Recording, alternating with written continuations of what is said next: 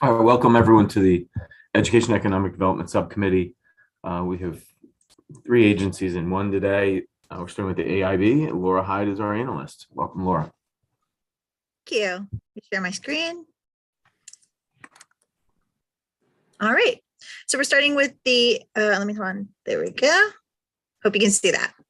Okay, so this is the Accountability and Implementation Board. Starting on page 1 with the operating budget summary, AIB's fiscal 2023 proposed budget increases by $3.8 million.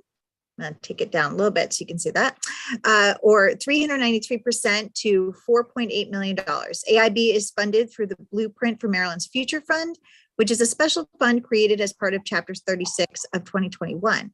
This graph does not show reflect an additional $650,000 for AIB from recent gaming revenue for initial operating expenses, but does include a $280,000 deficiency appropriation, which brings the total working appropriation in fiscal 22 to approximately $1.6 million. If you look on page 3, Exhibit 1, this is the overview of agency spending. In fiscal 23, AIB receives $4.8 million, grants receive $3 million, salaries and wages receive $1.3 million, with the remaining $325,000 allocated to other expenditures.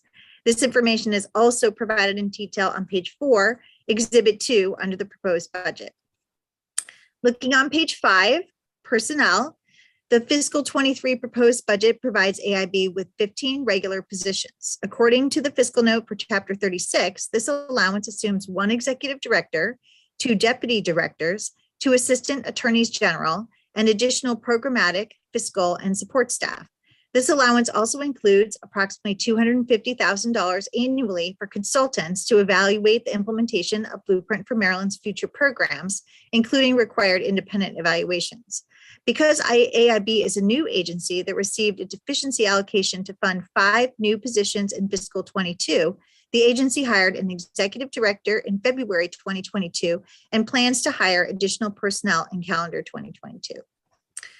You look at page 7, this is Exhibit 3, proposed timetable for reporting requirements. Chapters 36 and 55 require AIB to meet certain reporting requirements. However, with the governor's veto and the need for a legislative override in the 2021 session, not only has implementation of Blueprint for Maryland's future programs been delayed by 1 year, but the establishment of AIB as an independent agency and AIB's oversight of Blueprint for Maryland's future programs has been unavoidably delayed. Despite these concerns, AIB has met 9 times since November 2021 to conduct a detailed review of its roles, responsibility, and Blueprint for Maryland's future statutory requirements, which in calendar 2022 includes a draft, comprehensive implementation plan, and an interim report. This proposed timetable shows that this year, AIB plans to have a draft comprehensive implementation plan in the next couple of months, an interim report by November 2022, and a completed comprehensive implementation plan by December 2022. You please look at page 10 under recommended actions.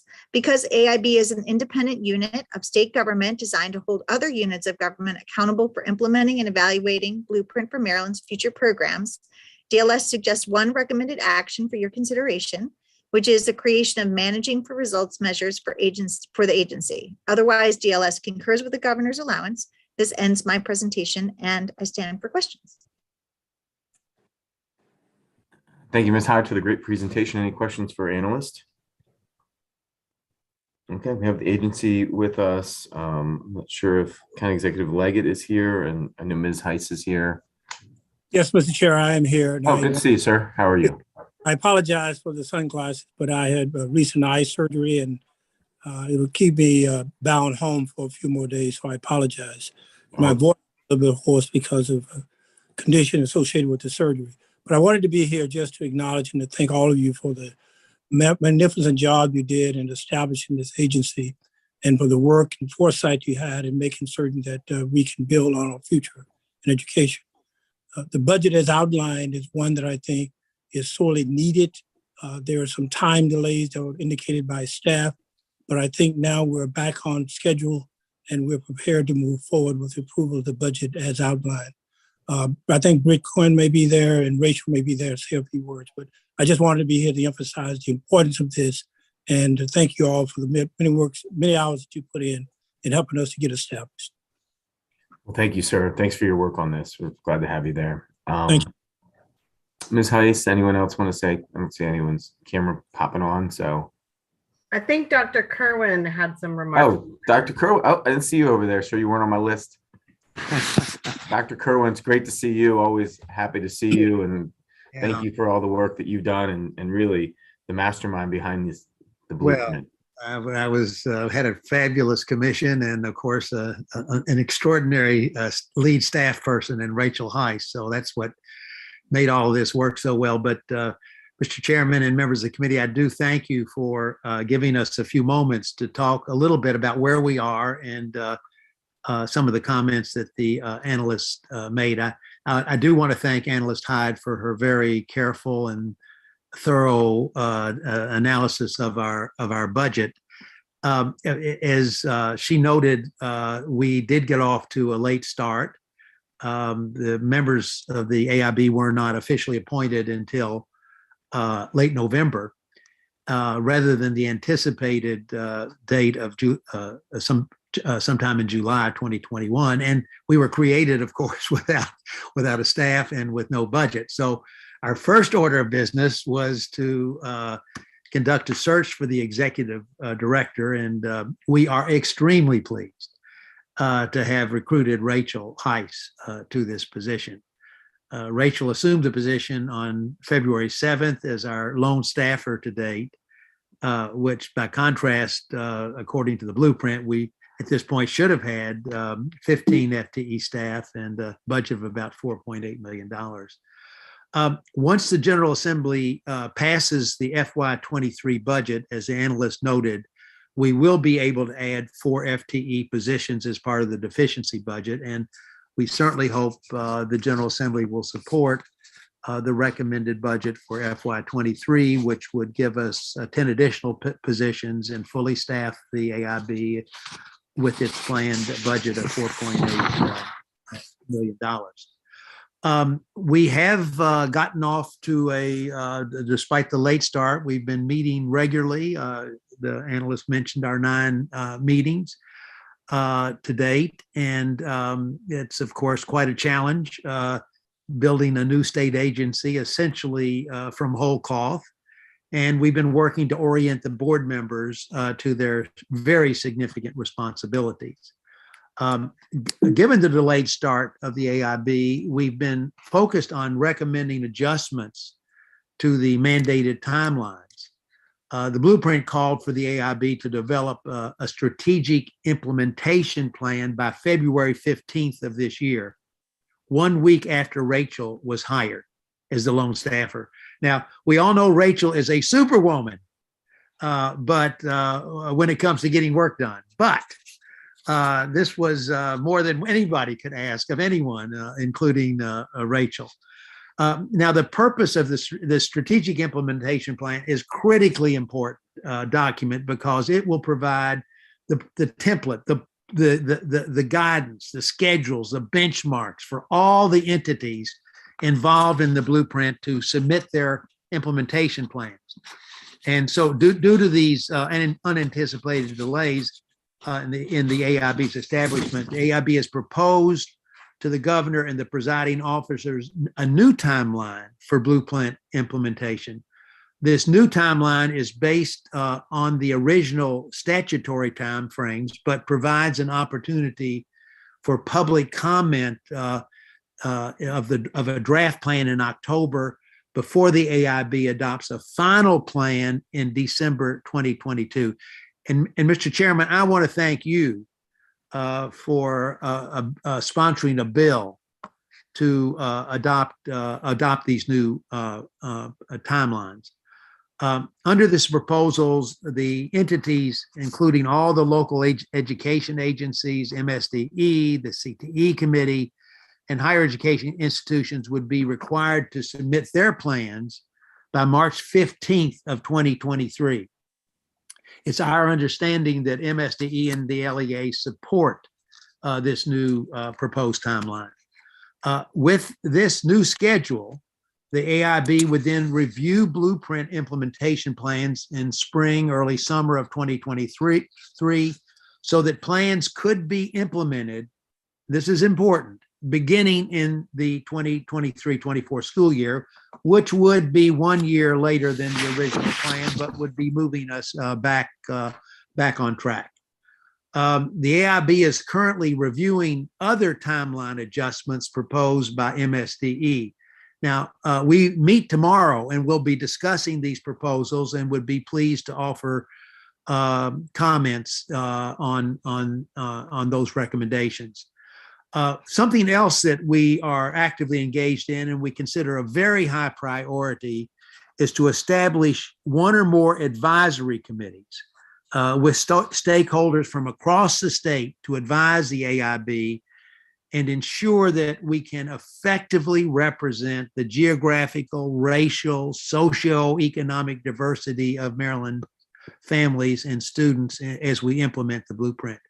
The establishment of these advisory committees or committee is an urgent agenda item for us.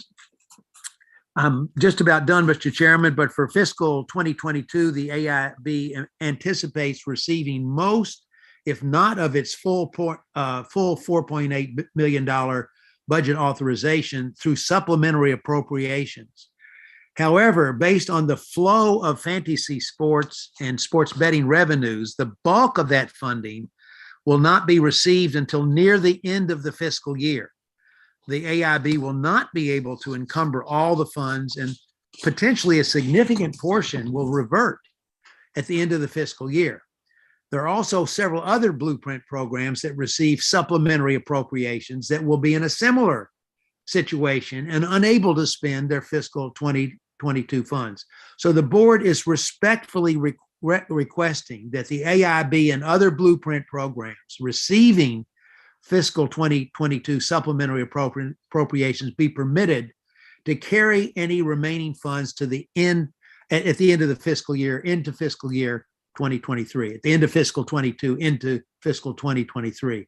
And again, Mr. Chairman, I want to note that your bill includes the permission to carry forward these funds. And I once again want to thank you. Just in conclusion, we fully support the analyst recommendations, the governor's budget, the analyst recommendation, and including the addition that she added to the bill, as she noted right at the end of her comments. So let me just close by saying that the members of the AIB look forward to working with the governor, the General Assembly, the State Board of Education, MSDE, the LEAs, and all the stakeholders, because to make the blueprint a reality, because we have a historic opportunity in the state. We can become the envy of the nation if we do this right. And we are dedicated to that end, and just cannot thank the members of the General Assembly and this committee in particular for all the support you've given us. And we're going to do everything to make you proud of the bill that you so courageously adopted for the benefit of providing a world-class education for the children of Maryland.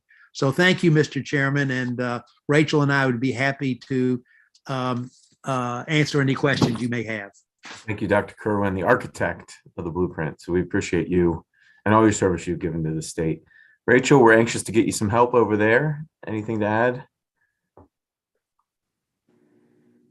No, Mr. Chair, I'm looking forward to getting some help. I understand. We're on it. Anything else? Any questions for the AIB, Ike Leggett, Brett Kerwin, Rachel Heiss? Any questions for the AIB? All right. I don't see any. Thanks you all. Thanks for being with us. Thank you so much. I hope everything goes well with your surgery, Mr. County Executive. Thank you. All right. See you all soon.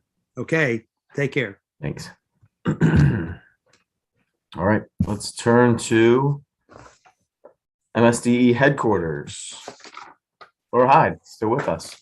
Ms. Hyde, you're on. Okay. All right. Thank you so much. Share my screen.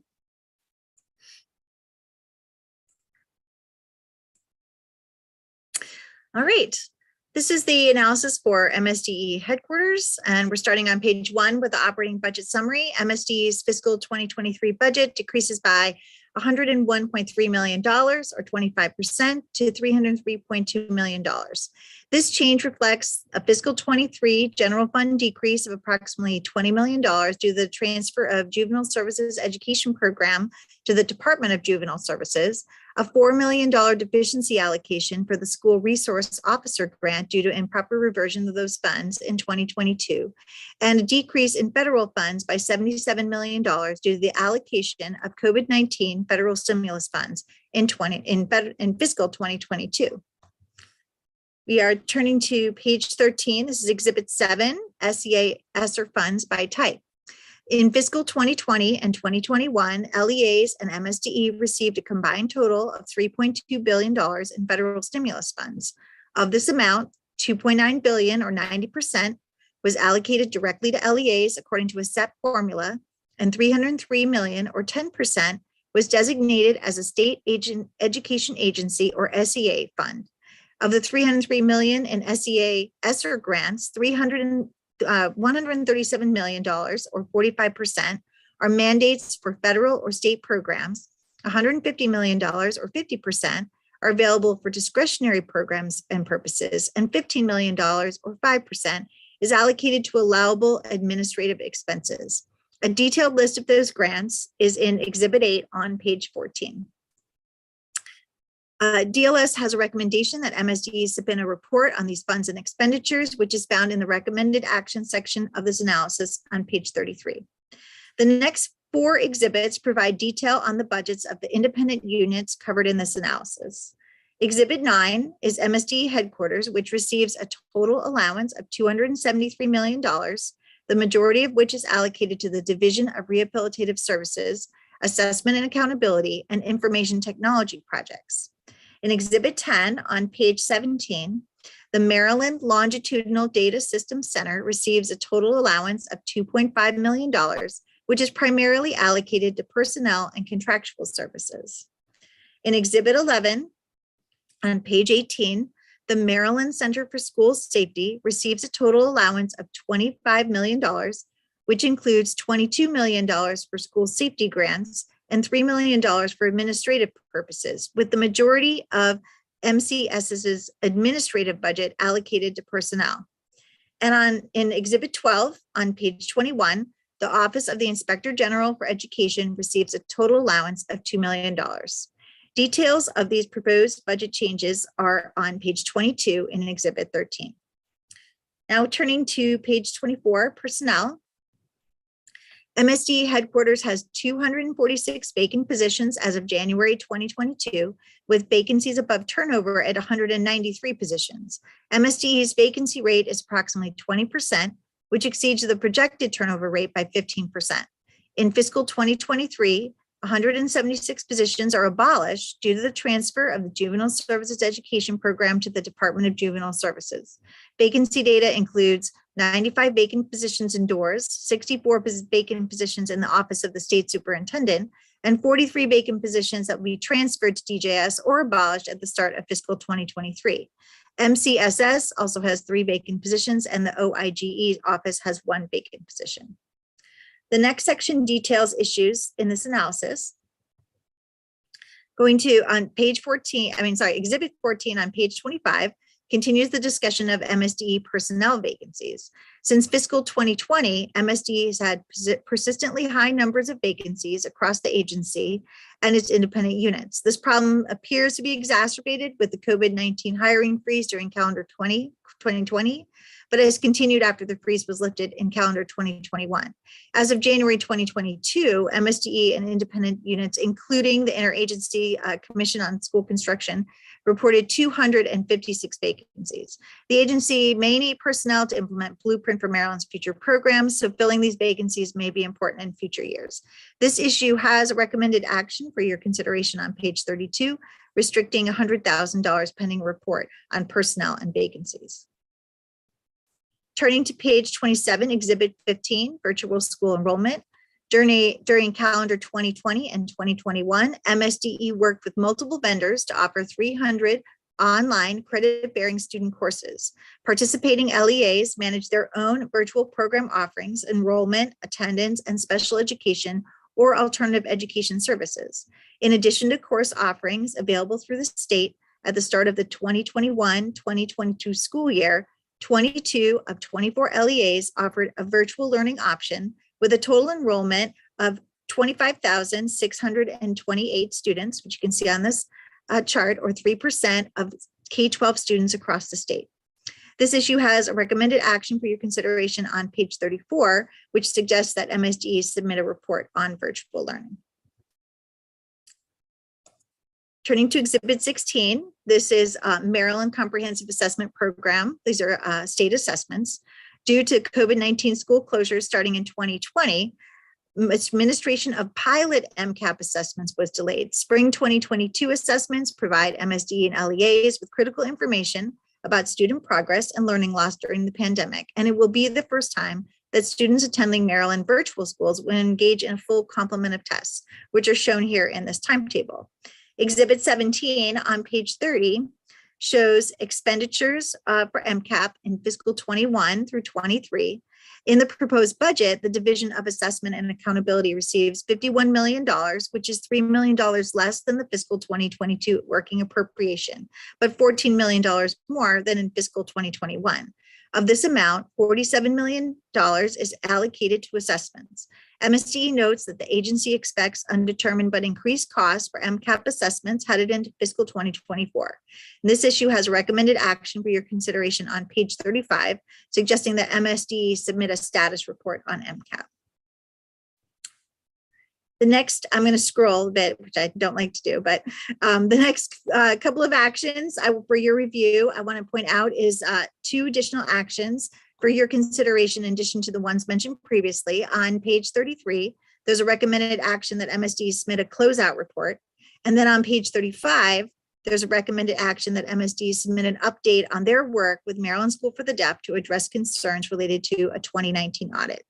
The remainder of the analysis provides updates on other programs, funding administered by MSDE and independent units.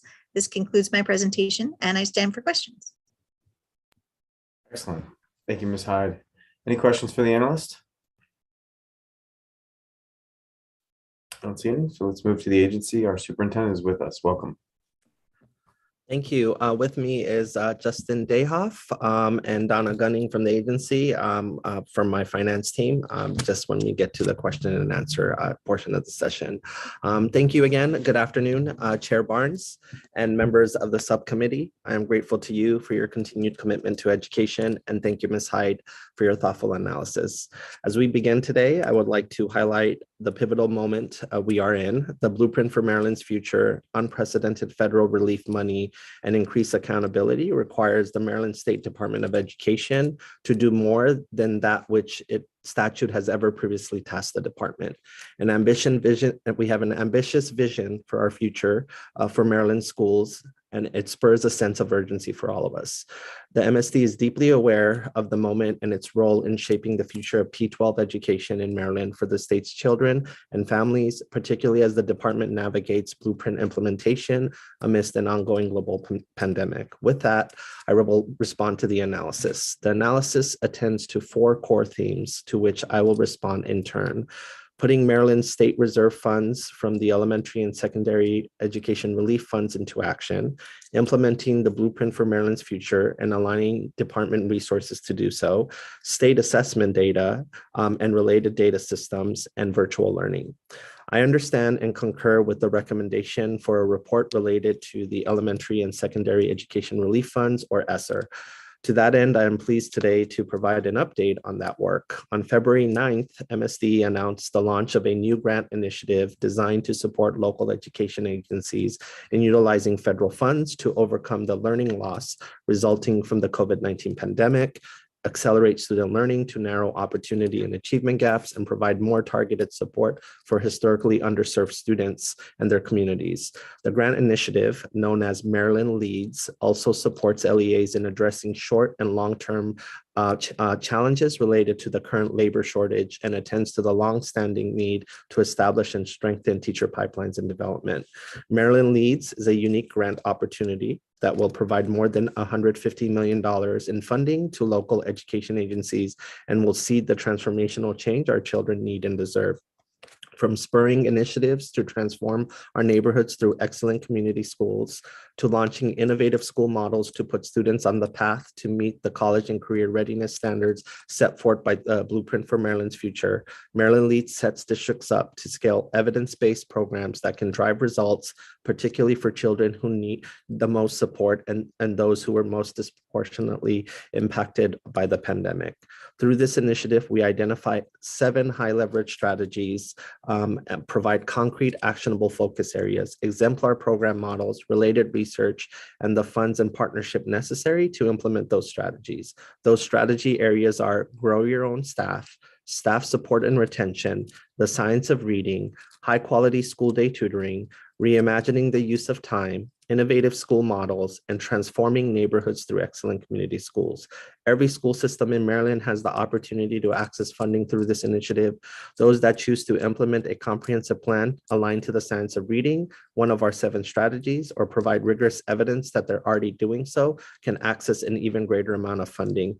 We want to ensure school systems have the resources necessary to have all students reading by the end of 3rd grade and to provide the appropriate supports to those students still struggling with reading beyond 3rd grade. Our talent pipelines for teachers and other professional staff have long been unable to meet the demands of school systems across the state. Today, the pandemic has exacerbated the staffing challenges facing our schools and revealed the need to address working conditions and other vital areas that will have long-term implications for talent recruitment and retention. I've looked at the data, and half of Maryland's teachers come to us from out of state. Maryland Leads enable school systems to work with the best-in-class partners to design, implement, and scale models to develop talent pipelines, create retention initiatives, and provide greater support to teachers and other staff. The COVID-19 pandemic has exposed numerous areas to which we must attend. In 2019, only 41% of Maryland 3rd graders were proficient in reading. That means 59% were not. As a result of the pandemic, the proficiency gap has widened further. I will continue to say that a return to normal is not good enough. Gaps existed then, and they will persist now unless we do something differently. Our schools and our staff are not okay. It's going to take bold, evidence-based recovery and acceleration efforts and deep levels of engagement to elevate professions in education and effectively implement the Blueprint for Maryland's Future to realize and sustain excellent educational outcomes for all students. Maryland Leads provides every school system and its stakeholders the opportunity and inspiration to meet this challenge head on. Maryland Leads is an exciting endeavor and a testament to the department's efforts to examine its personnel and organizational structure. The analysis addresses the high vacancy rate at MSDE, and I agree. In fact, I have made it a priority to address vacancies in staff organization at the department. The MSD has been working to maximize existing positional resources by examining existing vacancies and identifying opportunities for reclassification, reorganization, and repurposing of positions. In the summer of 2021, as soon as I started at MSDE, we initiated this work and set out to understand where vacancies exist, sweep existing vacancies, and make positions available for reclassification and reorganization. The MSD examined vacant positions that were open and unfilled more than 150 days and got to work. We repurposed positions to create new add positions to my new executive leadership team, which includes the new offices of strategic planning and continuous improvement, core operational services, grants administration, and compliance. We also expanded the offices of communication and community engagement and research and assessment, accountability, and performance reporting. To be clear, this was done with existing positions at the department, not with new positions. Similarly, within existing constraints, the MSD has also worked to remedy remaining vacancies through new talent and recruitment efforts and continue to do so. For example, the new core operational services team that I have launched includes talent partners that will work hand in hand with program teams to identify staffing needs and coordinate with human resources to target, identify, and recruit new staff. These positions are an essential first step to build the MSD's capacity to fully support the legal requirements specified in the Blueprint for Maryland's Future. The MSD respectfully disagrees with the analysis findings findings related to the positions at the department.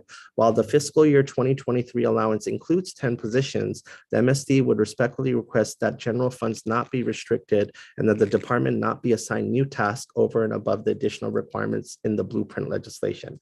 Let me be clear about our request to not add new requirements to MSD as it works to implement the blueprint. MSD had reductions of positions in 6 of the last 9 years, 72.7 in total. So MSD will use the 10 new positions in fiscal year 23 to help fix the cracks in the department's foundation and build upon that wholly new floor. These new positions will fill essential strategic holes and allow us to reorganize towards efficiency and effectiveness. These positions provide much needed flexibility to build, and in some cases rebuild, a strong, sustainable, efficient system capable of supporting the implementation of a multi-billion-dollar world-class education reform initiative, one never before undertaken by another state in this country. I'm grateful for these positions, but I ask respectfully that the General Assembly not withhold funding or require a report for these positions. With regard to the analysis, the MSD concurs with the request for a report on the Maryland Comprehensive Assessment Program. I would also like to update the committee on the analysis questions related to remote administration of assessments. MSD provided remote versions of the general assessments in grades 3 to 8 mathematics and English, Algebra 1, Geometry, Algebra 2, and English 10, as well as grades 5, 8, and the High School Maryland Integrated Science Assessment and the High School Government in the early fall of 2021. These remote assessments were made available to every LEA, and it was a local decision to allow students to participate in remote versions. Remote versions of the alternate assessments and the kindergarten readiness assessment were not available remotely, as these assessments require in-person one-on-one assistance for administration. MSD will not be continuing remote administrations of its assessments beyond early fall of 21. The test result data shed light on the amount of ground we need to recover for many children. LEA drops demonstrated readiness for kindergarten based on the KRA between the 19 and 20 school year and the 21 and 22 school year range from 23% to 1%. That drop represents a decrease in the percent of kindergartners demonstrating readiness from 47% to 40%. Preliminary English language arts results show an overall average state proficiency of 35%. Pre-pandemic, grades 3 through 8 in English 10 were 43.7% and 42.7% respectively. Preliminary results for for mathematics show a state proficiency rate of 15%. Pre-pandemic, grade 3 through 8 and Algebra 1 were 33% and 27% respectively. Interestingly, science, the state results for the grade 5 and 8 assessment combined was 39%, which is higher than the pre-pandemic proficiency of 33%. Just as we do with the assessment report, MSD likewise concurs with the analysis recommendation for the accounting practices report again in 2022. MSD also concurs with the request for updates related to the 2019 MSD Maryland School for the Deaf audit. The Maryland School for the Deaf is undergoing significant transition and is rebuilding its leadership team, and MSD, under the Individuals with Disabilities Education Act, has continued to monitor and support the Maryland School for the Deaf in the correction of non-compliance identified through the comprehensive monitoring process. Monitoring specialists completed an audit during the 2018 and 2019 school year and identified areas of non-compliance for individual children. The specialists have since reviewed and verified that the Maryland School for the Deaf corrected identified violations within 1 year as required by the U.S. Department of Education. MSD's regional liaisons provided customized technical assistance, including the development of high-quality individualized education programs, fidelity of implementation of specially designed instruction, IAP progress monitoring, and data-informed decision-making. In June 2021, the specialists also completed a policy and procedure audit to ensure local policies and procedures are consistent with the special education requirements under federal and state law. Through this audit, MSD identified non-compliance and incomplete content, which contributed to the improper training of the Maryland School for the Deaf staff. In April 2022, MSD will conduct new comprehensive monitoring of the Maryland School for the Deaf. Audit results will be shared with the Maryland School for the Deaf leadership, and the specialists will support the correction of newly identified areas of non-compliance as needed. MSD will also ensure technical assistance and support are provided to address needs identified through the monitoring process. With regard to the analysis analysis questions related to virtual schooling, MSD concurs with the report's request, and I will provide some updates here today, given the attention to virtual learning amidst the still ongoing pandemic. Pursuant to the Joint Chairman's Report 2021 session, the Maryland State Department of Education was requested to submit a report on virtual learning, including actions taken in calendar years 2020 and 2021 to address remote learning challenges and remedies for teachers and students. This report included, but was not limited to, information pertaining to the Digital Learning Advisory Committee, virtual professional development courses, MSD's learning management system, and future plans. MSD has been monitoring and collecting data from local school systems on attendance and demographics and has compared the relationship between fail rates, attendance rates, synchronous instruction time, and staffing in local school system virtual programs. There are about 25,628 students currently enrolled in the statewide virtual program. MSD has also compared the fail rates and attendance rates for virtual students compared to all students attending school in person. We have found that more synchronous instructional time for virtual students is associated with a lower course failure rate in middle school, ELA, science, and social studies. The middle school course failure rate for system with 100% of their virtual teachers provided by a vendor was significantly higher than systems with no vendor provided teachers. Fail rates are approximately double or more. In nearly all systems, attendance rates were higher for virtual students at all grade levels, up by 14 percentage points. On average, across all systems and grade levels, the attendance rate for virtual students was 3 percentage points higher than for all students in the same system. ESSER funds have supported and will continue to support costs for state virtual learning opportunities. ESSER 1 and ESSER 2 funds will pay for the state learning management system that houses digital resources, student and professional learning, and online courses, and e-communities at a cost of roughly $370,000. ESSER 1 funds are currently supporting the creation of 7 student courses, 2 educator courses, and 6 educator modules at a cost of $4.6 million. And ESSER 2 funding is being used to create an additional 8 student online courses and 3 educator courses at a cost of about $3.9 million. These investments are important. Last year, nearly all systems, course failure rates were higher for virtual students, up to 40 percentage points or more. On average, across all systems, grade levels, and subjects, the failure rates was 9 percentage points higher for virtual students in the same system. Virtual learning is not the best form of education at scale for the vast majority of children, but MSD recognizes that virtual learning is here to stay, so we should seek to refine it and have safeguards in place. I want to end my remarks with a note of thanks to the committee and its members. MSD stands ready for this moment, and Maryland's children and families need us to get this right, and we are fully committed to ensure successful implementation of the blueprint. The blueprint, a once-in-a-generation education reform effort, demands nothing less. I would be remiss if I didn't add that the blueprint has room for refinement, and we should not hesitate to make the necessary changes to ensure our policy conditions can be the best they can be in the years ahead. For example, I believe we need to strengthen our policies and practices for ensuring high-quality reading instruction across the state.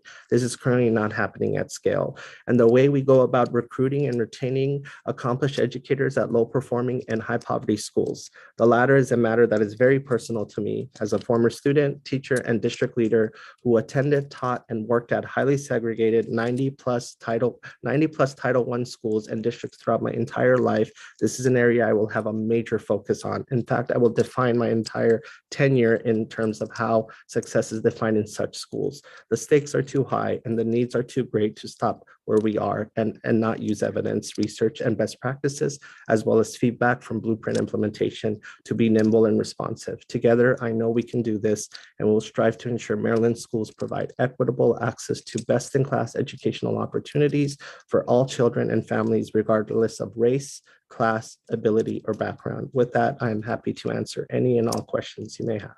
Thank you. Thank you, Mr. Superintendent, for the thorough presentation. We do have some questions. Delegate Novotny. Thank you, Mr. Chair. And I'm going to try to speak for like 30 seconds so you can catch your breath. That was a great presentation, and I know you went into some great detail there. Maybe you can get a quick drink. So the two aspects, I don't know if I missed it. I know it was very detailed, but I don't know if I missed it. But in the review of the budget, Ms. Hyde did, there was a redress of money because of funds misappropriated for SRO funds. Did you address that in your testimony, or did I not catch it?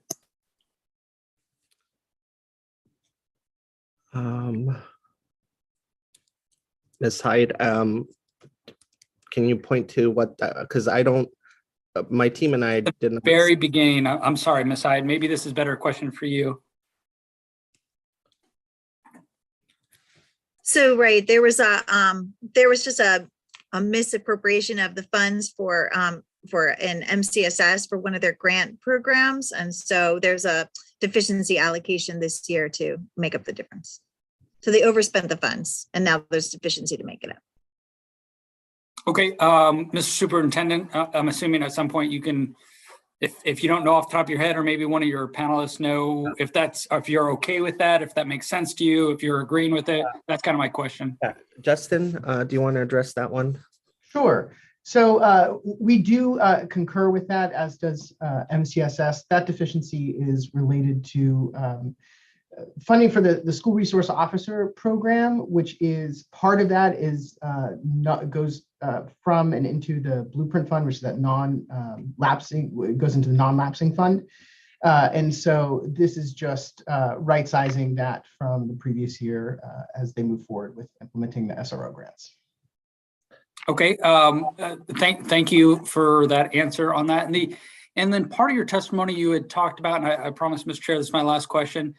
You talked about some of the dropping test scores, and I was heartened to see that everyone was watching the news and science was learned, I guess, maybe. So follow the science, right? We heard that 1,000 times. So glad that our students were listening to that aspect. And you also put in some of the virtual test scores were not as good as online. So I always assumed, or my assumption is that why I moved to this state and this county was that we had some of the best schools. Do we rank lower compared to other states at this point, or is this something you're seeing throughout all the states, seeing this educational loss over the last 2 years? If we used to be an A+++, are we an A-? Are we a B? Are we a C? And then maybe you can talk a little bit about that. So the country has moved backwards. Learning loss is a real phenomenon. High-performing students lost a lot of ground. Low-performing students who are already starting with low baselines lost ground. So that is just a fact. No one can debate that. And no one has persisted through to be an anomaly, and I have not, and I am obsessive about research, and so the country has, Texas was at 65% algebra proficiency, and the pandemic wiped out 5 years of gains, and we're back in the 20 percentages, just to give you a sense of where we're starting. So we have done a few presentations to the state board and have submitted as well as a report to the assembly. Happy to get that over to you so you can see just down to the demographic group and arrows just pointing backwards. So yes, we are, what I have said is embrace the new baselines and get to work. And that's just that's the work.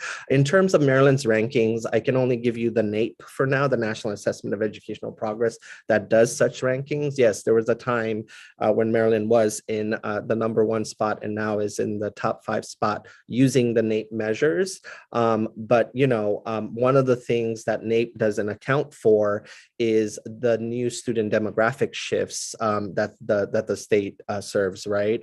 And same thing is happening in Massachusetts, who also serves as the #1 spot. And when you adjust for demographics, Maryland is not #1. Nor is Massachusetts, right? There are other states who are growing the kids they have. And so we have work to do. And like I said, we are only as good as our most struggling student. And so that will be the ultimate judge for me. So that's where we're at. Yeah. Thank you for that answer, Mr. Superintendent. I would love to see the reports. I'll read over them if you could provide them. And thank you, Mr. Chair. We'll get those over to you. Okay. Thank you, Delegate. Delegate Solomon. I'll just let the committee and public know I may need to step out. If so, Vice Chair Solomon can take over. Delegate Solomon, you have a question? Yeah, thank you, Mr. Chair. Mr. Superintendent, it's good to see you again as always. And I appreciated that the LEAD grant had so much of a focus on the science of reading. To your point on NAEP scores, our NAEP progress on reading has been leapfrogged by places like Mississippi, which is usually a company that I would not want to be in, but in this instance, they've gotten the science of reading spot on, and actually should be a model for what we should be doing here. And I'd love to keep talking. I know we've had some great conversations with your staff around sort of open source materials, because the one thing, just want to make sure that districts have the money. Districts don't need to have the money to go out and buy materials that they can give to parents. And we've got some really great work going on at College Park and Morgan State to do just that. My just two questions regarding the staffing piece. So one sort of quick, is the change, I think we all appreciate the work that you have done since coming in to update the staffing situation. Is that reflected in the budget analysis that you all submitted, the shifting of positions? So I don't know if the budget analyst captures the qualitative actions I take, and everything is just a digit and a number. I was going to say, and maybe I should correct myself. I don't necessarily mean the analysis. I guess in the budget that was published from the executive. I don't know if that reflects all of the positions that have been moved. So I don't think it does. Justin, Okay. you want to clarify anything on that context? That's correct. So at the point that we had submitted the budget for fiscal 23, that was, we brought that to our board in September. And so those data were not yet reflected. So the analysis that Ms. Hyde did and that the data that we have from DBM is absolutely correct at the time that those data were provided. So that now reflects what we have now at the department is different than what was in those original submissions. I think it'd be really helpful for us to see. And I know, I mean, having worked on the federal piece, you've got to start working on next year's budget, 6 months already into the fiscal year that you're currently in.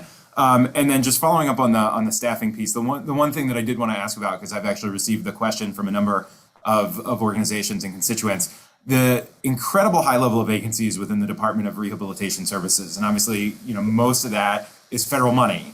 So that's sort of doubly concerning. And I know, again, this is longstanding issues that predated you. So we'd just be curious, what are you looking to do differently? How are we fixing that? Yeah, so I am supporting a bill to create a commission to study if doors should have, it's similar to what's happening with JSES.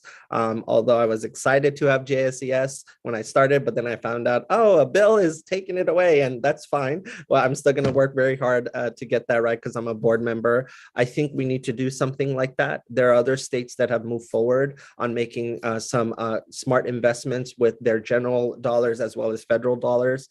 One of the first things I'm doing, because I am superintendent of all things that come under my division. So doors is part of MSDE. And so one of the things I'm doing is reclassifying the counselor positions, which are the positions that make up the heart of the work. And that's something I want to move right now with a master's degree and a couple of years under your belt and entry. It is between $40,000 and $50,000. That is nothing compared to other states, as well as just counselors positions, for example, in Montgomery County is in the 60,000 range. I want to take it up to that level. Now I have to work with DBM to get it there, but I want Maryland to be the destination place for anyone who wants to work in that field. So I'm starting with that first. And then of course, continue to tackle systems and processes. But I want to start with, this is the first time I'm saying it live, but I am reclassifying the counseling positions. And I am also supporting the bill. And I don't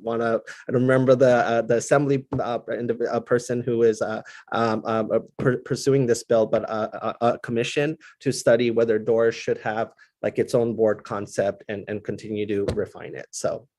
Yeah. Thank you. Yeah, I'll give Delegate Guyton a shout out. There you go. We appreciate making breaking news here, Mr. Superintendent. It doesn't happen all that often. And I'd love to keep talking about the vacancies and potential staffing shortages of educators across the board, but I know my colleagues have other questions. So I'm going to turn now to Delegate Smith. And thank you again, Mr. Superintendent. Thank you. Thank you so much, Mr. Chair, and nice to see you again, Superintendent. Actually, my question is related to the teacher shortage that we know we were already experiencing even pre-pandemic, because you said, we are an importer state, we're not producing enough education, credentialed graduates. So with that being said, I know that there's goals within the blueprint, as you've outlined, not only to, recruit and retain more teachers, but also to diversify the workforce pipeline related to that, as it has, research has shown a relationship between positive outcomes for students and diversifying the workforce pipeline for educators. So it's come to my attention that alternative preparation candidates cannot currently avail themselves of the 3.0 GPA standard in order to receive initial credentialing. And I wanted to know if there are any thoughts around removing that barrier for alternative pathways, particularly because those alternative preparation programs tend to often provide some of the workforce pipeline diversity we're actually looking for. So I wanted to know if you could speak to that, you or your team. Yeah, absolutely. I mean, the challenge is while raising and elevating the profession, and we got to do it in all regards. The starting pay needs to be high. You should be able to get significant raises early on in your career, and there shouldn't be barriers to entry, right? And we know that licensure exams and such can be. There's research around the power of GPA and where that comes from, but there's better research around ensuring a new teacher, a baby teacher, has a great mentor and has an awesome induction period. My wife's going to hate that I use the word awesome in a formal setting, but I did. And then ultimately is deemed a professional teacher, right? And I gave a recent presentation to the AIB, and which is looking to, through the blueprint to elevate our teaching profession, which is the absolute right thing to do. But I think the country itself is happening, and I think we need to get ahead of this around looking at a model that is bringing people in, looking at their through an interview process, looking if they have like the habits of mind, do they believe all students can succeed, having the will, and all of those things, right? With basic foundational credentials, start the teaching experience. So the answer to your question is I am open to doing that and having the, once you start that induction period, that first 2-3 being very rigorous, and having a really high quality mentor and things. So that's what I would like to do. And frankly, we will diversify the profession if we move towards a model like that, I believe. So thank you so much. So what I'm hearing, just to make sure I'm clear, Mr. Superintendent, is that you are open to alternative preparation programs like Teach for America, et cetera, urban. I am open to it, along with having the tensions and battles with those who are not open to it to make sure I get this right. And I'd love to stay in touch with you related to that. Thank you for your answer and for all your hard work for you and your team. We appreciate it. Sounds good. The Teach for America alum were not all bad. No, I'm just kidding. Just like him. Delegate Grice, go ahead. Thank you. I just have a couple questions, and all of them relate to the federal emergency assistance to non-public schools. So there's about $25.4 million that's unspent. So first question is what's the plan on how and when that's going to be spent? And second of all, we're talking about a service provider potentially that you guys might be bringing on board. Can you comment on that? And then finally, if you are going to bring on a service provider, when will those contracts be in place? Mm-hmm. Yeah, I'll have Justin Dehoff give you every single detail about the EENS program. It started off in a certain way prior to my arrival, and then it needed to get adjusted because the U.S. Department of Ed said you are not doing this the right way. So I cleaned that up, and now here we are back on track. And so let me talk about this because it's an absolutely important program for our non-public schools, but it's also kind of a funky program because Maryland, the State Department is the service, has to provide services. It's not dollars that land in their accounts, right? So I'll have Justin talk more about that. And then also, if you just type in MSD EENS, that first page that comes up, you'll see a redesign page with all the information, FAQs, everything, timelines, all there. So Justin, why don't you give the not too long version of it, but detailed enough. Thank you. Okay, so the superintendent is exactly right. This is an odd grant program, to be sure. We are, to the superintendent's point, not allowed to award funds to non-public schools. Technically, even if we are providing reimbursements, those reimbursements now move whatever we are reimbursing for into our possession. We are only allowed to award eligible services and assistance. But to that point, Delegate, when we released the initial program last summer, we had offered that application out, and we had restricted some of the requests that non-public schools would be able to make in that application, because we knew as a State Department of Education, we would not be capable, we wouldn't have the capacity to essentially provide that specific service or assistance. I think the easy example here is an HVAC system, right? An HVAC system is technically an allowable use or service or assistance under the program, but because the State Department of Education has to be able to retain title, come 3 years from now, we would have to go to that building and take the HVAC system out of the non-public school, which of course is a challenge. And the further clearance from the Federal Department of Education made clear that if it is going to be something that will affect the infrastructure of the school when we go to take that back, we are not able to provide that. Now, we knew that, and so when the department released those initial applications, they didn't put those items on the requests. Department of Education came back to us this past December and said, sorry, but you are out of compliance because even though you can say no, you have to allow everybody to request all of the allowable items. So we have to allow them to ask for anything, then we can say no. We cannot proactively go and say, well, sorry, please put your energy in this application elsewhere because we're not going to ultimately be able to procure and provide that service or assistance. So what we did at that point was we released an updated timeline in December to all non-public schools across the state, and then proceeded in January to open up the window for the remaining $21.4 million in SRSA EANS funding. All told, we had more than 200 applicants for that. We have 184 eligible applicants.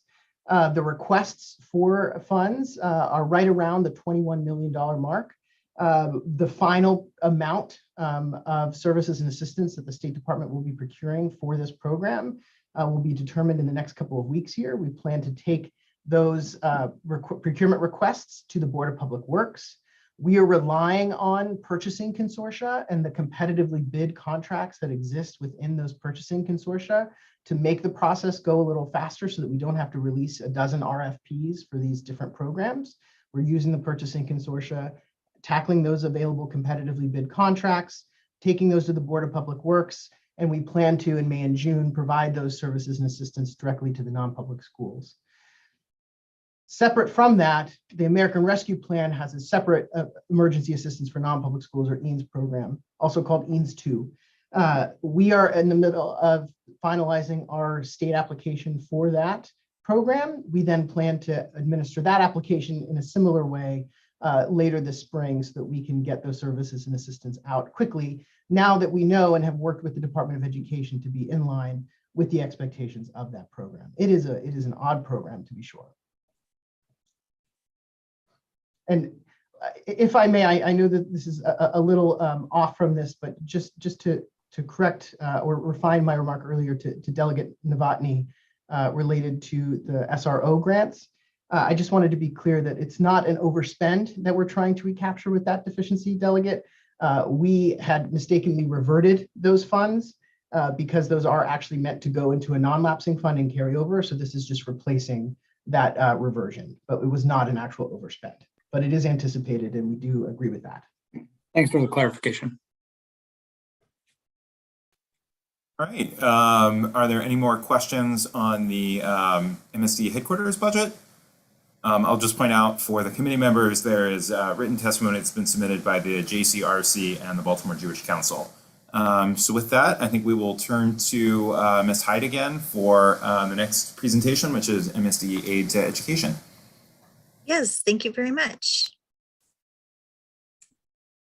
Okay, so we're starting on page 1. Again, this is the Aid to Education budget. And on page 1 with the operating summary, the fiscal 2023 Aid to Education budget decreases by $1.2 billion or 12% to $8.7 billion, which reflects a temporary reduction in federal stimulus funds, partially offset by an increase in the general fund allowance. General fund reversions and federal fund cancellations in fiscal 2022 were due to school closures primarily, including $43 million in unspent Title I federal funds that were canceled primarily because those funds were required to be expended within the fiscal year. You turn to page 7. This is federal stimulus funds to LEAs. This chart shows that in fiscal 20, 21, and 22, LEAs and the Seed School of Maryland received a total of $3.2 billion in federal stimulus funds for COVID-19 school closures and expenses. Of this amount, $2.7 billion were allocations mandated by the federal government. $303 million were legislatively directed actions allocated in the Relief Act and funded in Chapter 357 with ARPA funds, and $210 million were discretionary state allocations made by the governor. Exhibit 2 on page 8 shows the distribution of the $2.7 billion in federally mandated allocations to LEAs, which includes $1.8 billion in ARPA ESSER 3 funds, $782 million in SRSA ESSER 2 funds, and $187 million in CARES Act ESSER 1 funds. Expenditures of these funds are on Exhibit 3 on page 9, which shows that as of September 2021, LEA expenditures of ESSER 1 funds total $95 million, which is approximately 50% of total funds available.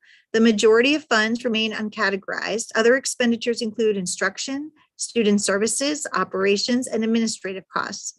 Reporting of ESSER funding is mandated annually as part of Chapter 55 requirements. Turning to page 10, Exhibit 4, Governor's federal stimulus funds. In fiscal 21, LEAs and SEED also received $210 million as part of the 3 state distributed allocations of coronavirus relief and gear funds. And of this amount, $200 million in coronavirus relief funds were allocated directly to LEAs for tutoring and technology, and $10 million was allocated in gear funds to LEAs for K-12 technology expenses. Exhibit 5 on page 11 shows these fund expenditures by category.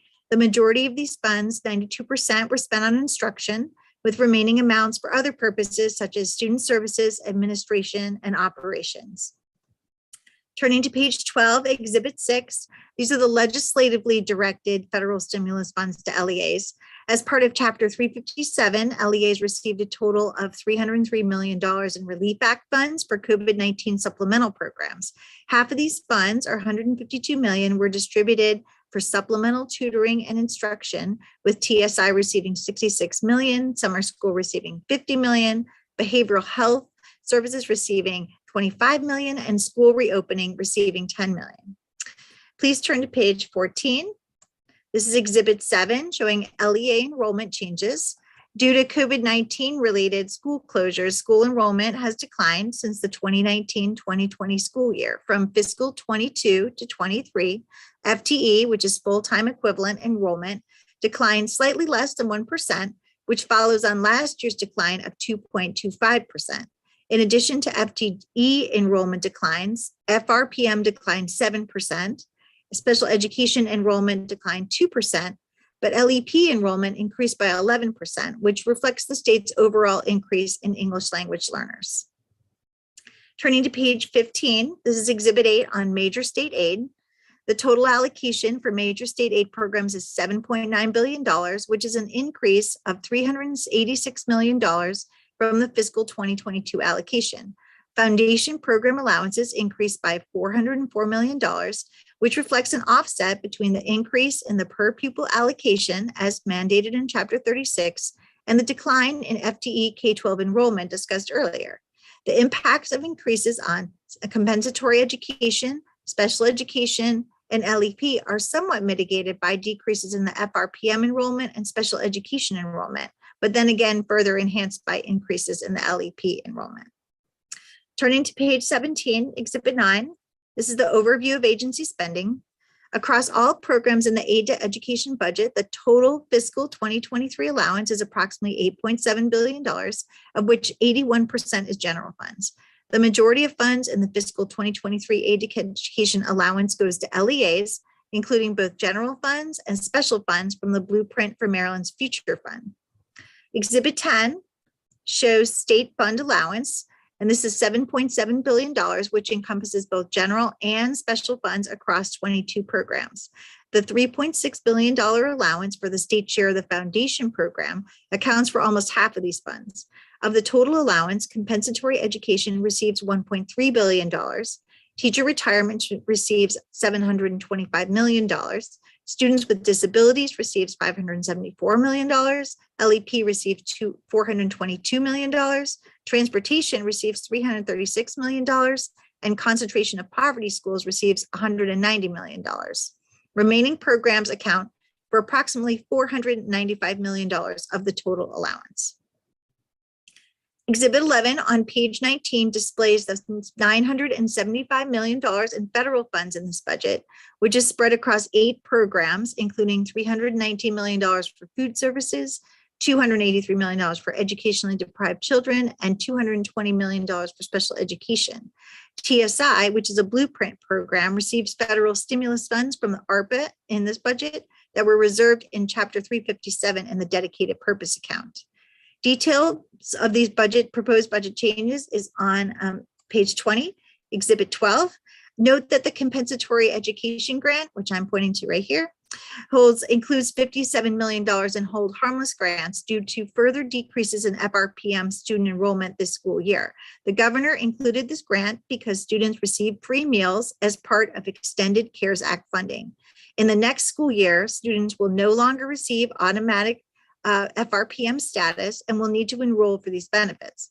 DLS suggests that MSD comment on LEA plans to enroll FRPM eligible students for the next school year and count eligible students accurately for compensatory education funding in fiscal 2024. Turning to page 24, Exhibit 13, this is Blueprint Revenues and Expenditures. Chapter 36 and 55 specify activities that are eligible to be funded with revenues from Blueprint for Maryland's Future Fund, which anticipates a starting balance of $1 billion in fiscal 2023. Revenues total $2.1 billion with a projected balance of $1.1 billion headed into fiscal 2024. Blueprint Fund revenues and fund balance are sufficient to cover all costs through 2025. However, starting in fiscal 2026, the Blueprint Fund may no longer have adequate funds to cover all eligible program costs, resulting in the potential need to contribute $260 million in general funds to Blueprint programs starting in fiscal 2026. If this trend continues, by fiscal 2028, Blueprint program costs may exceed revenues by approximately $1 billion. Turning to page 25, Exhibit 14, this displays Blueprint programs in the fiscal 2023 budget. This allowance of $1 billion is divided across multiple agencies and program areas, including $692 million in the aid to education budget, $201 million in early childhood programs, $60 million for Built to Learn debt service, and $57 million in the Maryland Department of Health. Other programs receive $14 million. And Exhibit 15 on page 26 shows this in detail. Turning to page 28, these are Blueprint fund programs funded in supplemental budget number 1, and this starts the issues section of the analysis. Supplemental budget number 1 provided $140 million in general funds for Blueprint programs that were not funded in the governor's fiscal 2023 budget as introduced. Of particular importance is the addition of $125.5 million in education effort adjustment funding, which provides grants to Baltimore City and Prince George's County and is considered state aid along with funding for national board certification support. On page 29, Exhibit 17 shows the maintenance of effort calculations for LEAs.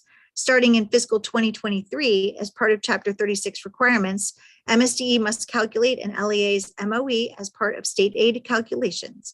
MSDE is responsible for these preliminary calculations, as well as collecting the data that determines MOE for each LEA. Prior to the start of session, MOE certifications are processed and shared with the Department of Legislative Services for the upcoming fiscal year.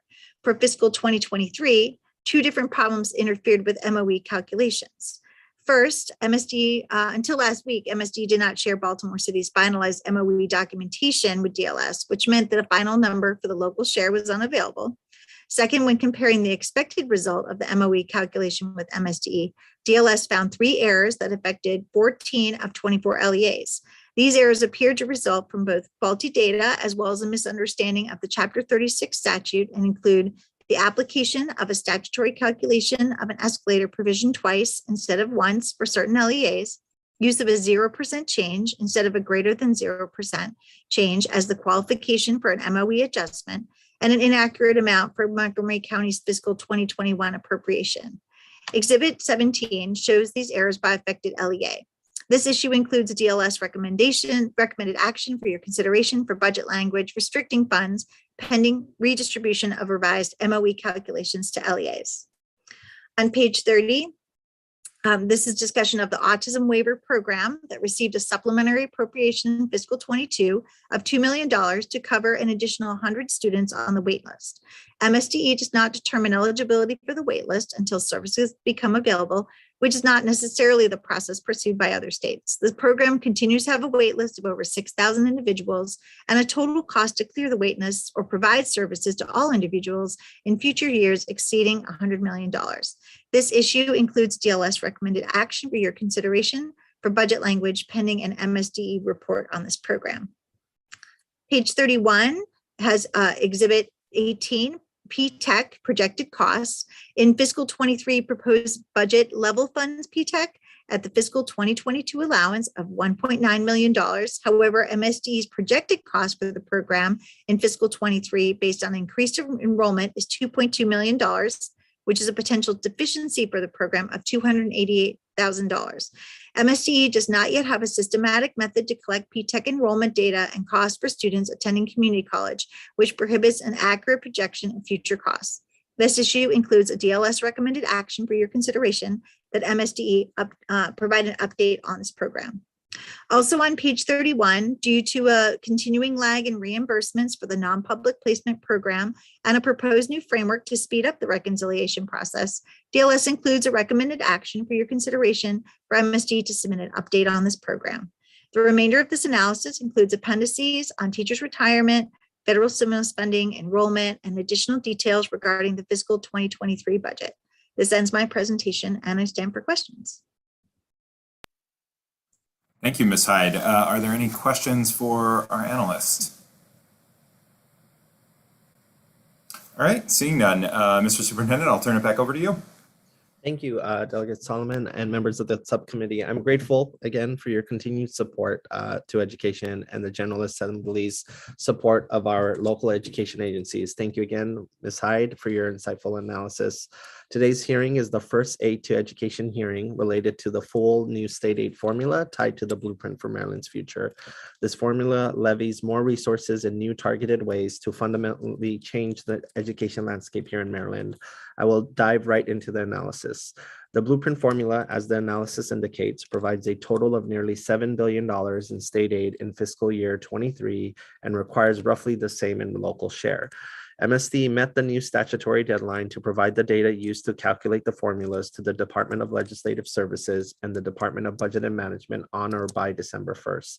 The formula placed new requirements on the department to use data it had not previously collected or used for the purposes of a state aid formula. We want to highlight 4 areas of formula aid in particular: compensatory education data, maintenance of effort calculations, and national board certification data.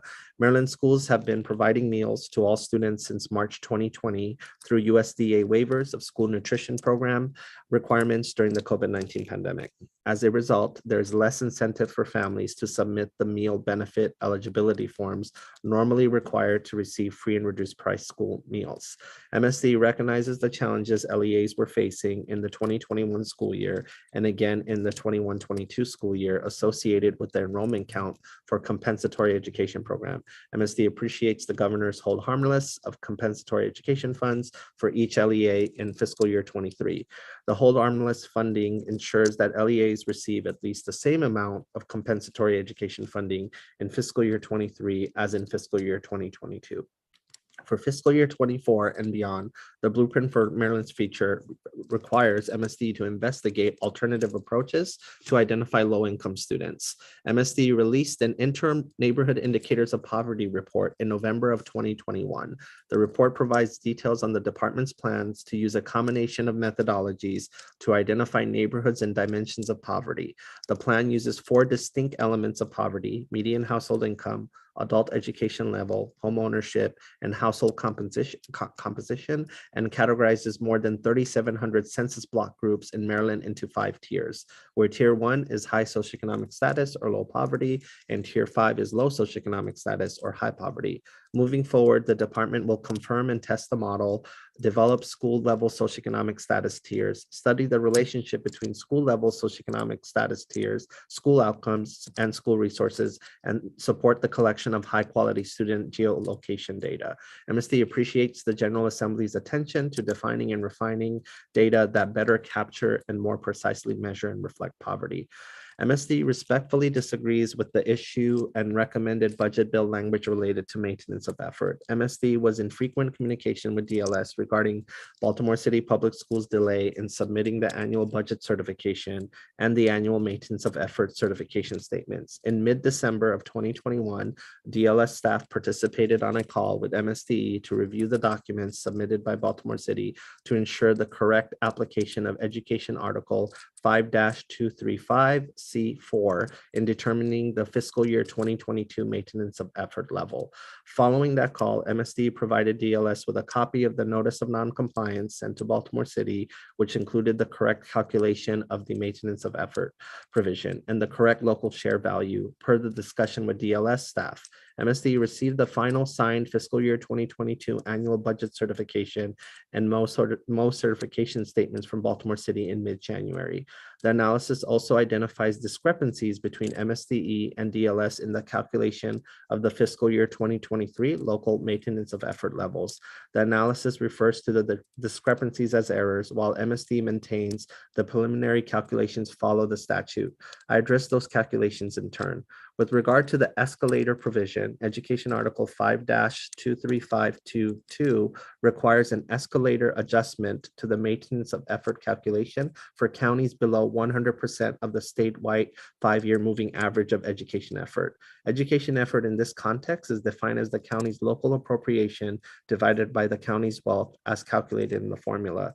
In some instances, one of the calculations of the increase in the local wealth per pupil result is 0, and sometimes the result is a negative number. In those instances, MSD makes an adjustment under the law, but the adjustment is 0. The analysis indicates that MSD should have only considered adjustments that were greater than 0 as adjustments. However, MSD followed the statute. In fact, MSD has calculated the escalator provision in the same manner since it was implemented. The analysis goes on to suggest that MSD should not have applied the escalator twice to some LEAs. However, statute specifically calls for the application of the escalator in these cases. Education Article 5-23524 applies to counties that were subject to the escalator provision in fiscal year 2022 and requires counties to provide an amount not less than the result of a 3-step calculation.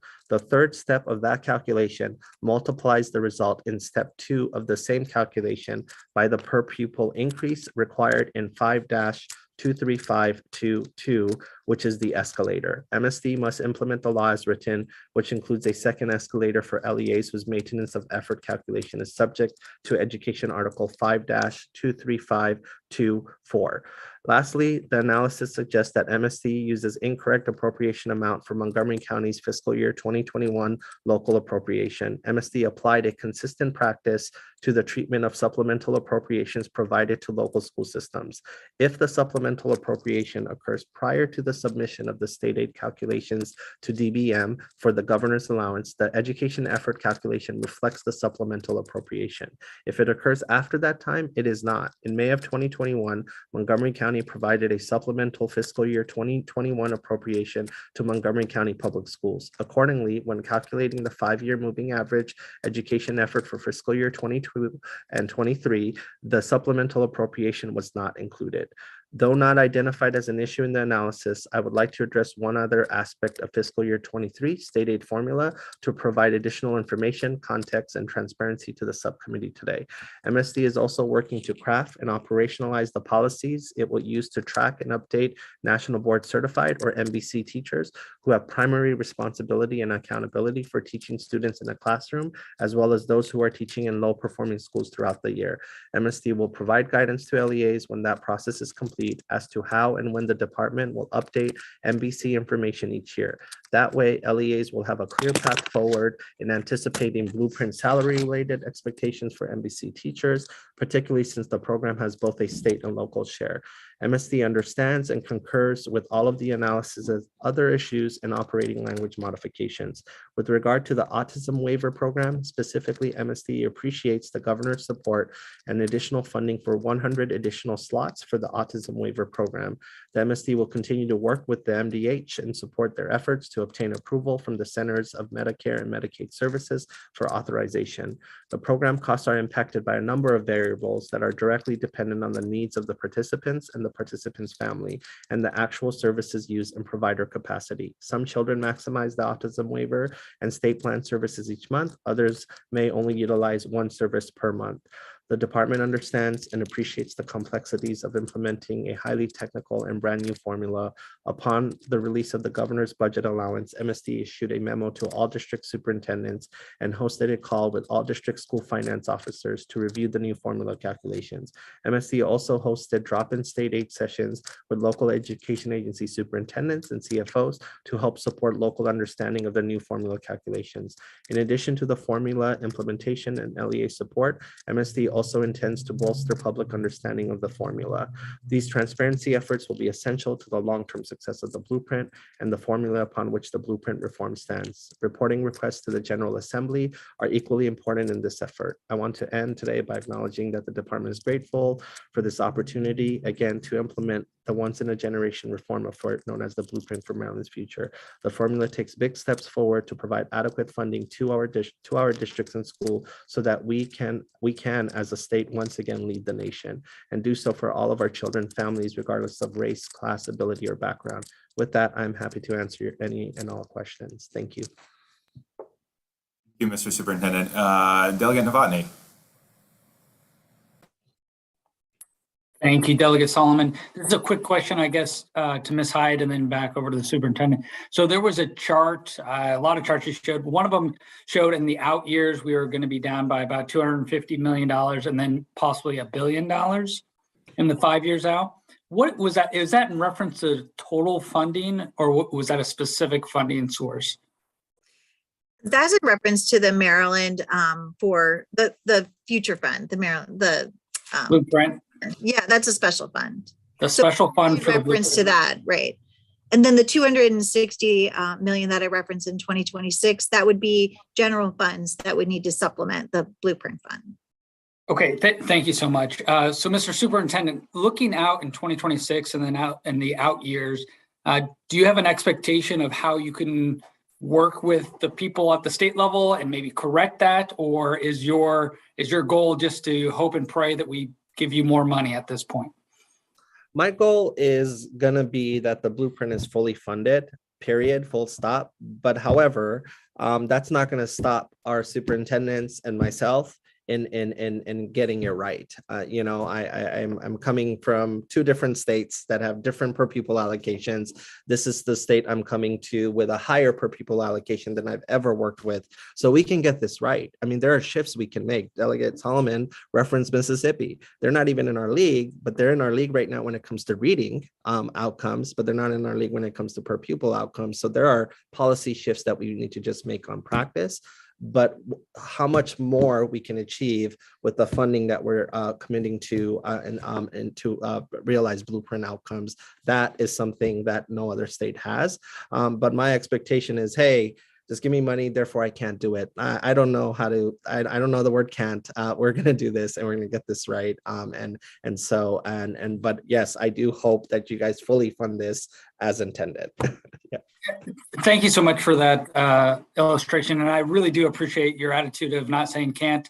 I hope that we can have some thoughtful discussions within our subcommittee and our committee to make sure we're fully funding it or the blueprint in general, or dealing with the consequences of not fully funding it, because it was my understanding that we had fully funded it. Maybe it was just for this year and the out years don't look as good. Thank you, Delegate Solomon. Thank you. Delegate Novotny, just your point, I know obviously this is a priority for our chair, who I think at every opportunity when the word education is mentioned talks about using our pretty robust surplus to make sure that this is fully funded. And we had it fully funded through just about 2026. So we kind of knew for folks watching that we were going to have to deal with a couple of out years. But fortunately, we are in a pretty good budget situation. And again, I know it's a priority of our chair, priority of the speaker. There's no better place for us to invest our surplus than in the education system that we've got. Any other questions from committee members? And then I had just a couple of my own.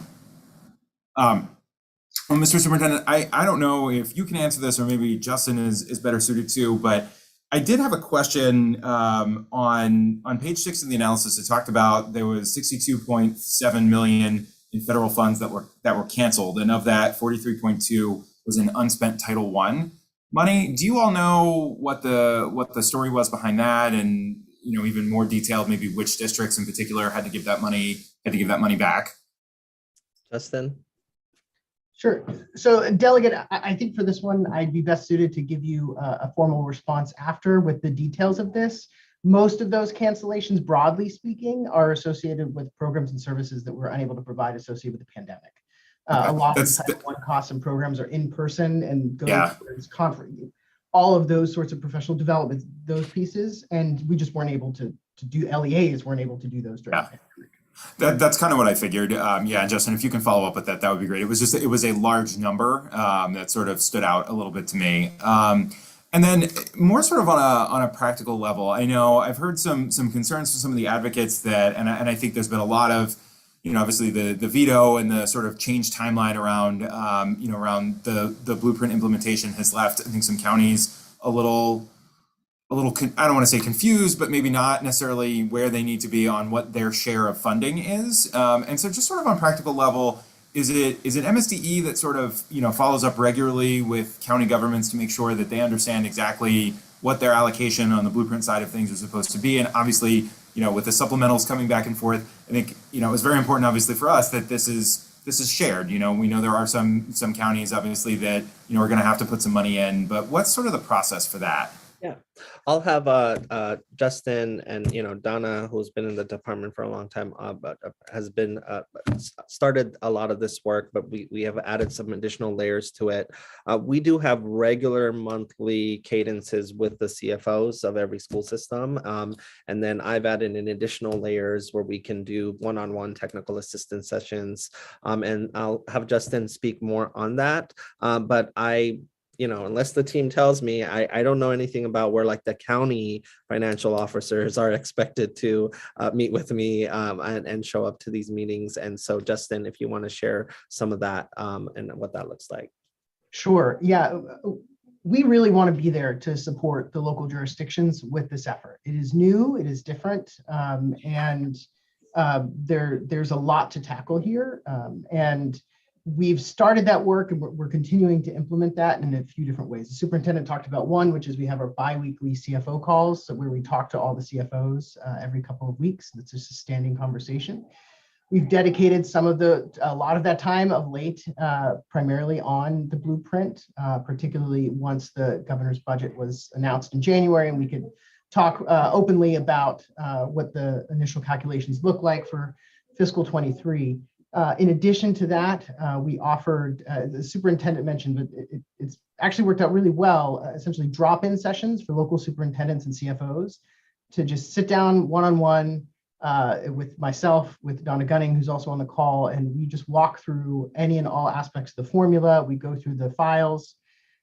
We released upon the governor's budget bill a PDF, essentially, of the initial draft preliminary calculations for state aid, with lots of caveats, because everything is subject to the legislative process. And we obviously saw after that already a supplemental bill introduced a couple of weeks ago.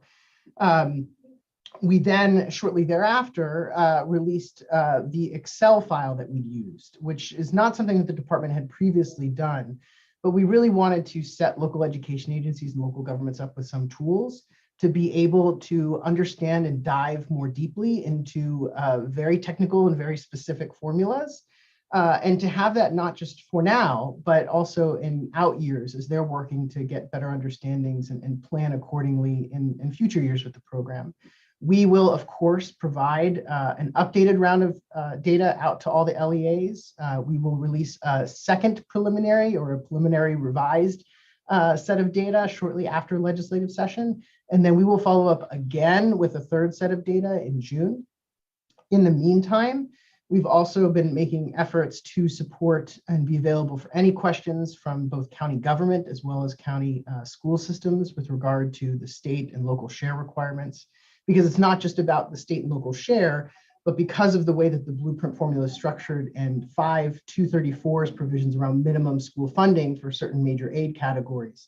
Districts are asking how we implement that. How does that work? How do we track those per pupil dollars at the school level for those different sub-programs? And that's new. And so we are hearing those questions and we are working diligently to provide guidance, to provide answers, to provide thought partnership with our local jurisdictions so that they can be successful in these efforts, both now and in using that information to plan for the years to come. Really quickly, can you add about the financial data platform work group and what that vision is that the blueprint calls for? Just the quick 1-minute version of that. Yes, we are also very grateful for and very excited to be underway with the new state finance and student data system, we are amidst getting the team together internally here for the procurement and launch of that actual system that will allow us to get better data, student data and finance data, which will help with a number of the reporting requirements, as well as a number of the data requirements that we have to get to Department of Legislative Services and Department of Budget Management each year. We've also begun our advisory group work on that. And so we've assembled representatives from all of the different jurisdictions to help and be a part of that conversation so that we're not doing this in a vacuum and that we are not going to go through this and then thrust this new system and add on all of this new stuff to the LEAs. We're wanting to do this in conjunction with them so that they're both informed and can give feedback to the process itself and drive where we end up landing with that work. And so those systems will also go a long way into helping them understand their own data because they'll have to investigate that when we deal with some of the interoperability with their enterprise resource planning and student information systems. But it'll also be a great opportunity to again, reaffirm understanding of the blueprint and who the target students are for the different programs, how those students are measured, how we communicate that to our communities so that our communities understand when we're talking about the blueprint formulas, what we mean when we say transitional supplemental instruction, what we mean when we say college and career ready. That's great. Thank you, Justin, for the really thorough answer. And then I guess just the last question that I would have is, do you all have any sense of, and this may also be for the AIB as well, but when we might start to see some initial data roll in from some of the blueprint programs or some of even the ESSER programs that we've spent money on? I know we've said some of the reports are going to come in at end of December of this year, but just curious preliminarily. Yeah, I think it's a matter of, so there's all the reporting that goes to US Department of Ed, and then every district has to have in their front page, and I make sure that is their ESSER plan and update that on a regular basis. So they just did a recent update on that, and that has a line item commitment. But one of the things I've asked Justin to do is, it's important to tell the story of what's happening and don't wait till 2024. And so we're beginning to do that. And I did some of that recently with the joint committee with Chair Atterbury and Chair McIntosh to talk about that money in action. For example, Baltimore County is doing these community schools mobile units that travel into the neighborhood. And they're like, and I had the full-on sketch from Baltimore County around that, and that's a smart investment of community schools. And so Charles County after next year will be fully offering a full day pre-K, so that shift is happening. So these are major wins across the way, and then ultimately we want to see student outcomes, all of this. And so I am going to begin to package all of that. There isn't just a seamless way to collect it, and then I want to eventually both tell the public, tell you guys, tell the state board, tell the AIB, tell the CTE community. There's a lot of people I hang out with that what's going on with this work. And so, because I don't want public, see what happened with more money, it didn't do anything. No, it actually does matter. Research is very clear that more money leads to better student outcomes. And so let's make sure that happens. And also for our accountability hawks, which I also have a piece of my heart is accountability. That's also there as well for results for our kids. So, yeah. Thank you, Mr. Superintendent. Are there any other questions from the committee? Fantastic. Well, I will just point out there was one piece of written testimony submitted from the Maryland Council of Developmental Disabilities as well from Rachel London. So with that, Mr. Superintendent and your team, thank you so much. You can take a breather now. And thank you, committee, and thank you to our analysts.